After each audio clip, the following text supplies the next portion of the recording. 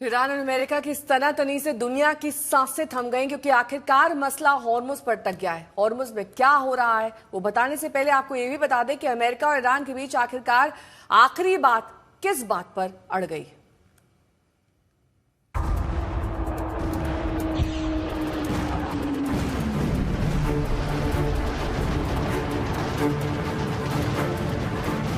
Iran पर 39 दिन तक बारूदी बारिश करने के बाद आखिरकार अमेरिका ने ईरान से बातचीत की मोहलत सीज फायर के नाम पर दी।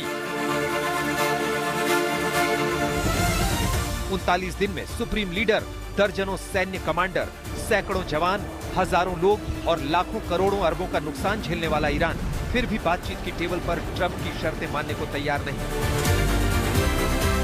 दरअसल अमेरिका और ईरान के बीच जो बातचीत चल रही थी उसमें ट्रंप ने कहा था कि अब सीधे फोन पर बातचीत हो रही है, लेकिन ईरान और पाकिस्तान दोनों ने जब कहा कि अमेरिका को नई ईरानी शर्तें भेज दी गई हैं, तो ईरानी मीडिया के मुताबिक इन शर्तों में ईरान ने फिर से वही बातें दोहराई थी, जिसमें एक था कि जंग सभी मोर्चे पर खत्म हो और पूरी तरह खत्म हो, दोबारा हमले नहीं किए जाने की गारंटी दी जाए, होर्मुज पर अधिकार और आवाजाही की सुरक्षा का जिम्मा ईरान को दिया जाए, 30 दिन के अंदर ईरानी तेल बिक्री पर लगी पाबंदी हटाई जाए,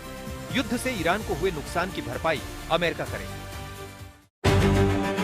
पाकिस्तान ने दावा किया कि ईरान का यह संदेश ट्रंप तक पहुंचा दिया गया है और उसके चंद मिनटों के अंदर ही ट्रंप का सोशल मीडिया पोस्ट सामने आया और उसमें ट्रंप ने लिखा कि मैंने अभी अभी ईरान के तथाकथित प्रतिनिधियों का जवाब पढ़ा है, मुझे यह पसंद नहीं आया, ये पूरी तरह से अस्वीकार्य है।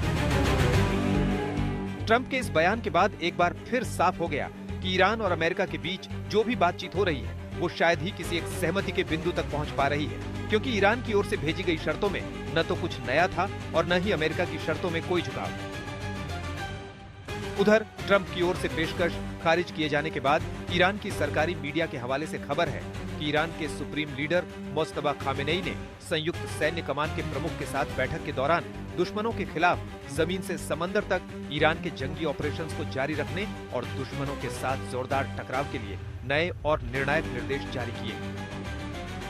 ईरान चाहे सीज फायर के मौके का फायदा उठाकर गतिरोध को लंबे वक्त तक खींचने की फिराक में हो, लेकिन अमेरिका शायद लंबा इंतजार नहीं कर पाया। ट्रंप ने एक पोस्ट में लिखा भी है कि 47 सालों से ईरानी हमें बहलाते आ रहे हैं, हमें इंतजार करवाते रहे हैं, अपने सड़क किनारे लगाए गए बमों से हमारे लोगों को मारते रहे हैं, विरोध प्रदर्शनों को कुचलते रहे हैं और हाल ही में 42,000 बेकसूर निहत्थे प्रदर्शनकारियों को मौत के घाट उतार दिया और अब फिर से महान बन रहे देश पर हंसते रहे हैं, अब वे और नहीं हंस पाएंगे। दरअसल ट्रंप ने फिर से धमकी दी है कि अगर ईरान होर्मुज को फिर से खोलने और अपने न्यूक्लियर प्रोग्राम को वापस लेने के एग्रीमेंट को स्वीकार नहीं करता है तो वह बड़े पैमाने पर बमबारी फिर से शुरू कर देगा। इस पर ईरान के राष्ट्रपति मसूद पजेश्कियन की ओर से बयान आया है कि हम दुश्मन के सामने कभी अपना सिर नहीं झुकाएंगे और यदि बातचीत या मोलभाव की बात उठती है तो इसका अर्थ आत्मसमर्पण या पीछे हटना नहीं है, बल्कि इसका लक्ष्य ईरानी राष्ट्र के अधिकारों को बनाए रखना और दृढ़ शक्ति के साथ राष्ट्रीय हितों की रक्षा करना है। मतलब सोशल मीडिया की लड़ाई में भी कोई झुकने को तैयार नहीं। असली जंग के मैदान के सूरत हालत तो दुनिया देख ही रही है और उसका खामियाजा भी भुगत रही है।